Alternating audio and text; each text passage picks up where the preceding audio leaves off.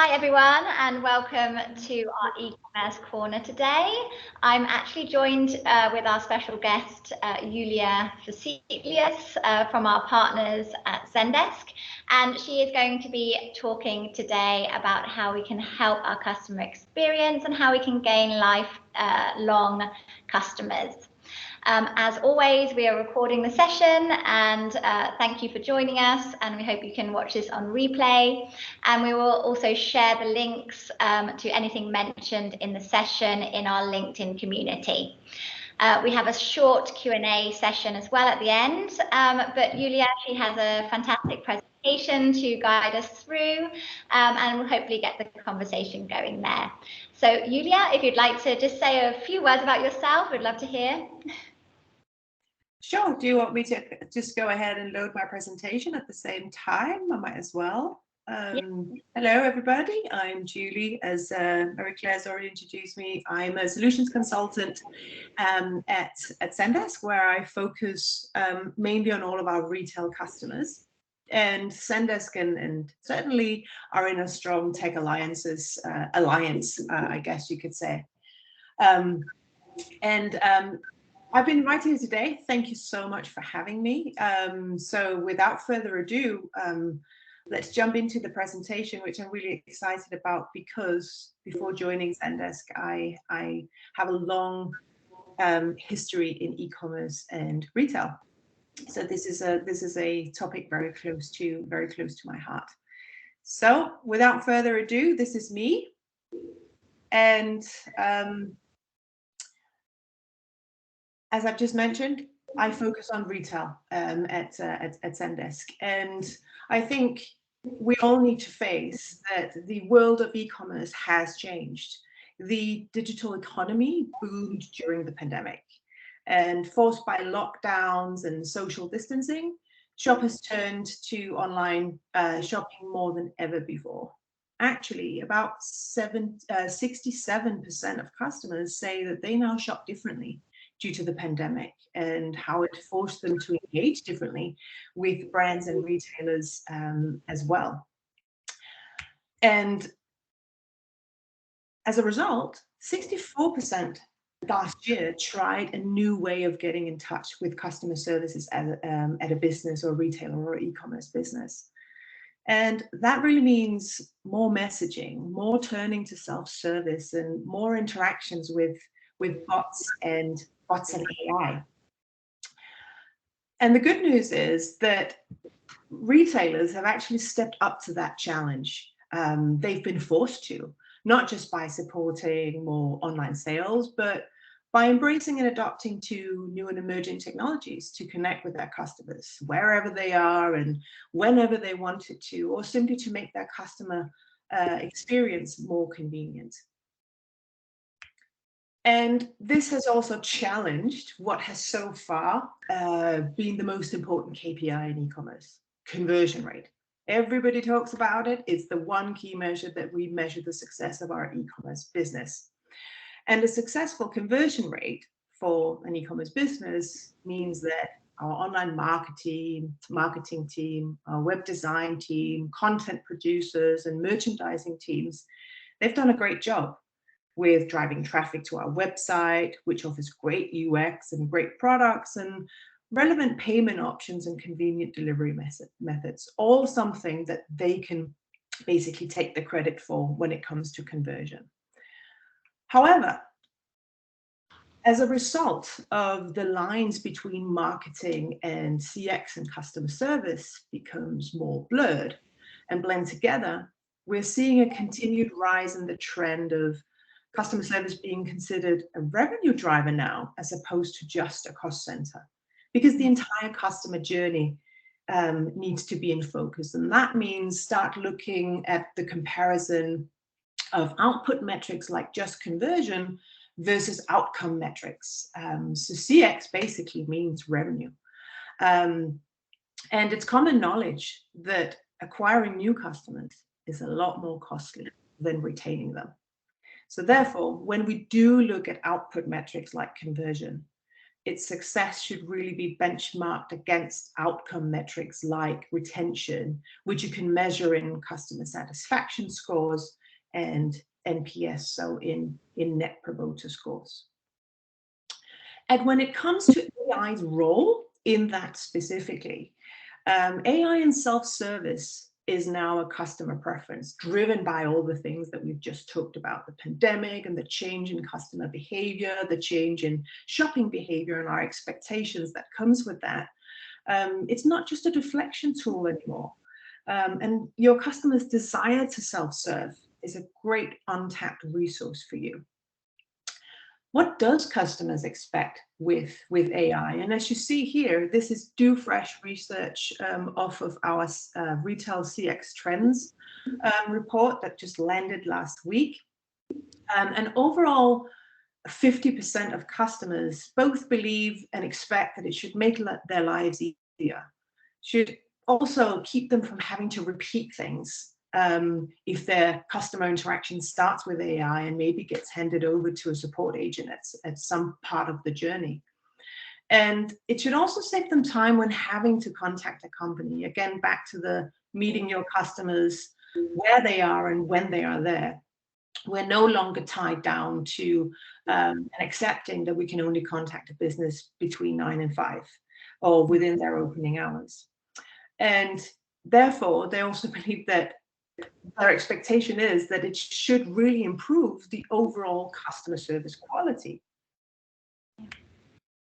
But even though that customers are optimistic about how much they actually expect to use self-service and AI interactions in the future, actually looking ahead, 61% of customers believe that the majority of their future interactions with companies and with retailers will be automated.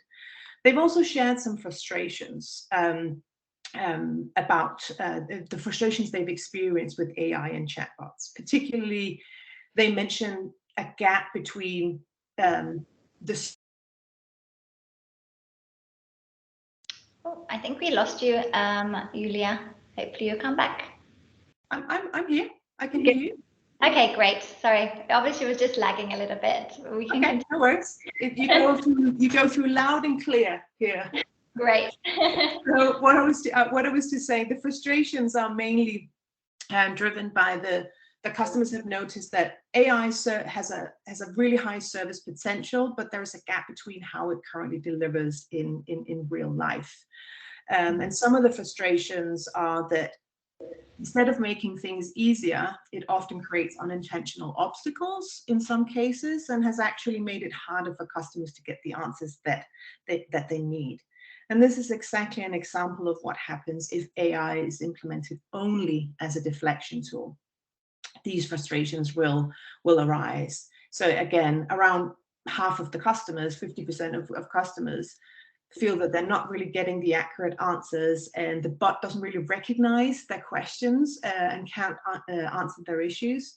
And they also get frustrated when they don't really have a choice in human versus bot at the start of the service.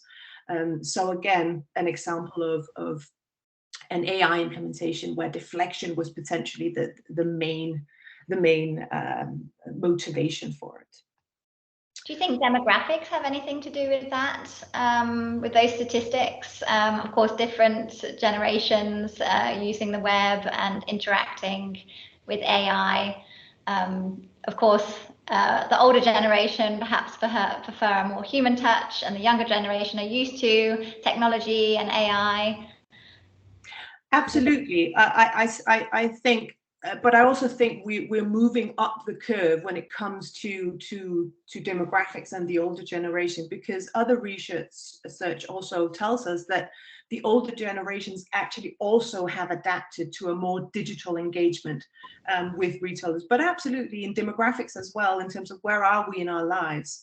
So I might be past my 40s, but I still have preferences and a lifestyle that maybe equals someone who's a lot younger in terms of having a young kid and that busy schedule, and that completely drives my behavior. And also in terms of where do we where do we live? How impacted are we by lockdowns of the retail high street and being forced online? If it's something we did already, we're just embracing it even faster and even more seamlessly. So it's really interesting how businesses also can gain a whole new demographic and a whole new target of customers with AI.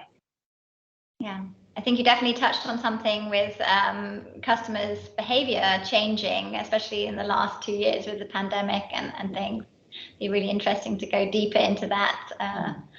Yeah, definitely. Yeah, I think it is just really. I think this is just the beginning. It's just if you get it right. I think you have so much untapped potential to unlock. And speaking of that, despite the frustration that customers are acknowledging and are being open about, they really remain open and hopeful as well that businesses will turn it around.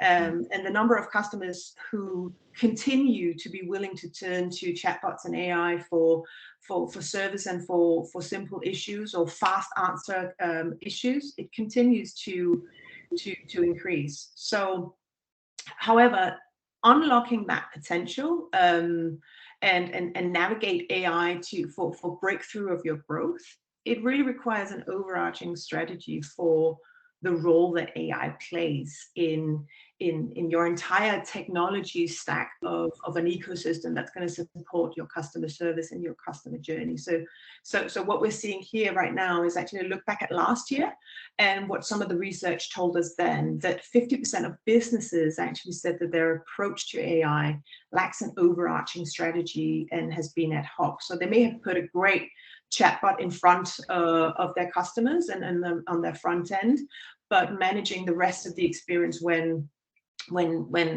a human touch or a human conversation needed to take over without loss of data and context, that was still lacking. And at that time, only 26% actually offered AI and chatbot guided self-service, even though almost 90% of consumers reported that they were more likely to spend more with those companies who allowed them to do that and allowed them to self-serve. That's a shockingly high number. It is. It is a year old, which is why actually looking a year ahead, businesses are working really hard to improve their performance with AI, which is why these numbers are a lot more optimistic, because now 50% say that they use AI to make recommendations based on purchase or search history with the customer. 40% use AI to engage with customers via their preferred contact methods. Because it's not just about a web chat and a chatbot, it's also about allowing switching of channels and having AI serve those channels throughout the customer flow. And 39% use AI to actually prioritize customer based on their status and account type. So AI is much more than a chatbot, and that's how, if we can navigate that and start putting together a overarching strategy, we can keep innovating on that. But still making sure that we retain the human touch where it's required and where it's needed. It's using AI to really leverage personalization at every touch point, really. Exactly. You have the personalization also in giving product recommendations. You have also AI that can then help with your email marketing, pushing certain recommendations as well. And yeah, you name it, you can use AI in many, like you say, in many different channels. So it's not just chat, but it's connecting those things as well, which is actually very interesting when you really make an omni-channel approach to it and everything is connected. Like you mentioned in a previous slide, maybe you can touch more upon that and perhaps how we certainly integrate with Zendesk so that none of the data is lost. I find that quite interesting, the data side of it, for sure.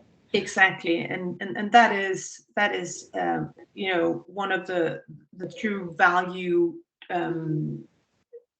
basically value offering proposition of the partnership between a chatbot and a customer service, omni-channel customer service platform, in this case certainly, and Zendesk. How how they're really, you know, complementing each other, supplementing each other, and making sure that we don't fragment the customer experience, and that we not only support the customer, of course, but we can also support the business throughout that journey. And most importantly, that we don't lose data, and because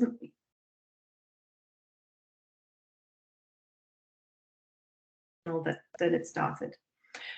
They finished their purchase sometimes on another channel than it started. Might have started on desktop, but they completed it on mobile.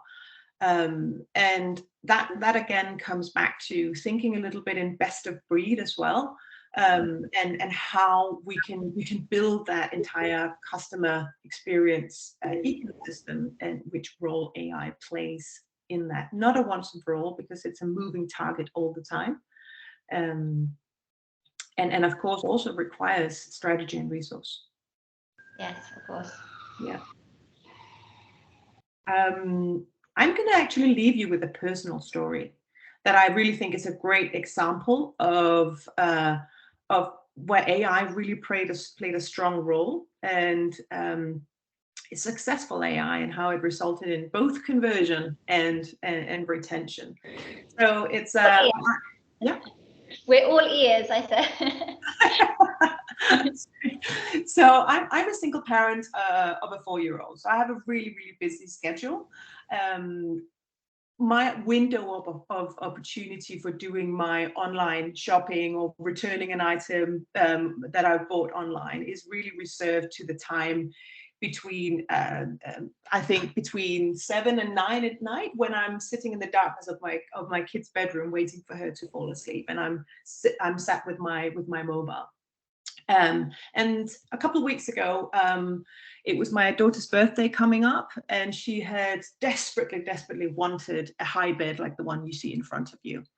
The challenge was it had to be custom dimensions because of the spot where it was going to go in her bedroom, and because of the inclined ceilings like the one that you see on the photo. So the mattress also needed to be custom dimensions, and this retailer actually only offered these beds on a pre-order terms. So basically, order to production.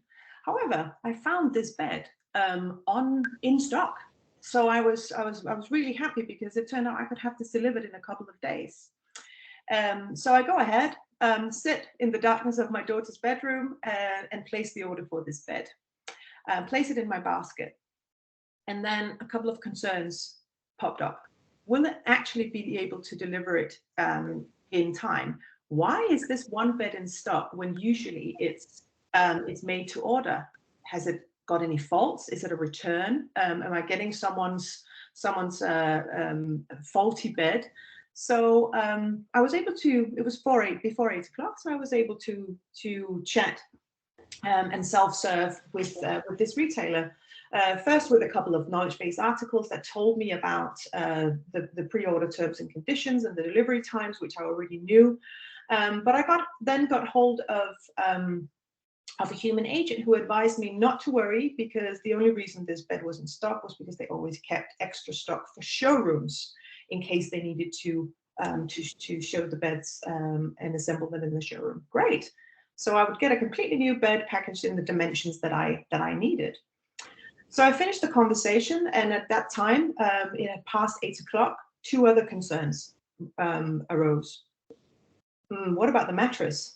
If the bed is custom dimensions, so does the mattress have to be. Yeah.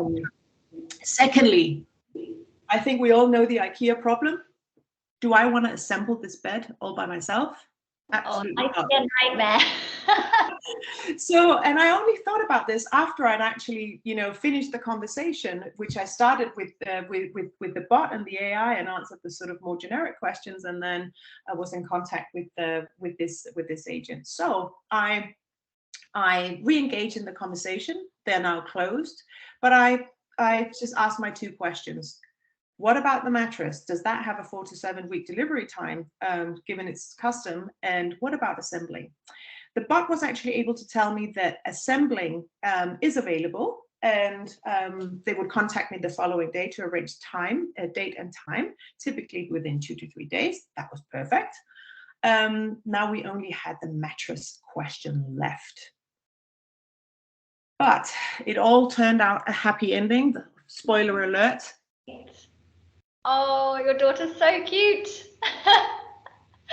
Bed in her room assembled. She's very happy, particularly in her golden dress. And it turned out they actually came back to me the following day proactively. They had the full history of my conversation, both with the bot and with the AI and the customer service agent I had chatted to. And she could confirm that she picked up my message, quickly contacted their warehouse and asked them, because they were having deliveries the following day, asked them to include a mattress in the delivery. And that meant that this was the day on my daughter's birthday. Fully assembled bed. The guy arrived the day before, by the way. Fully assembled bed, custom dimension, both bed and mattress. What a fantastic story. I can completely relate. I have a 5-year-old and a 2-year-old, and I have to say I do the majority of my online shopping at 8 o'clock at night till around 11, exactly. when they're in bed. So I can completely relate. And what a great story there as well in the bed, and your kid looks fantastic. She looks over the moon. Yeah, she was very happy, very happy. The fact that she still tucks into my bed in the middle of the night is a different story. She sleeps about 3 hours in her own bed, and then joins mine. But that's parenting. That's a completely different. That's another presentation for another day, I guess. Yeah. So we're just going to wrap it up here today, and I just wanted to say thank you, Julia, for joining us. And I hope this is not the only time. I hope we can do this many times in the future. That's the plan with our e-commerce corner, that we just create a community. And on that note, we're going to share everything in our LinkedIn community as well. So we'll share this recording and also all of the links, especially to the Zendesk CX Trends report, which is new off the block. So it's a good read there. And I just spent a moment to introduce that our next e-commerce corner is on May 19th, and we're joined by Gavin Flood, and we'll be discussing omni-channel marketing. So I hope you can all join us there. And again, huge thank you, Julia, and thank you to Zendesk as well for spending your time. And it's been so informative and insightful. It's been great fun, and I hope we can do it again sometime. So do I. Thanks for having me. It was my pleasure. Bye. Bye.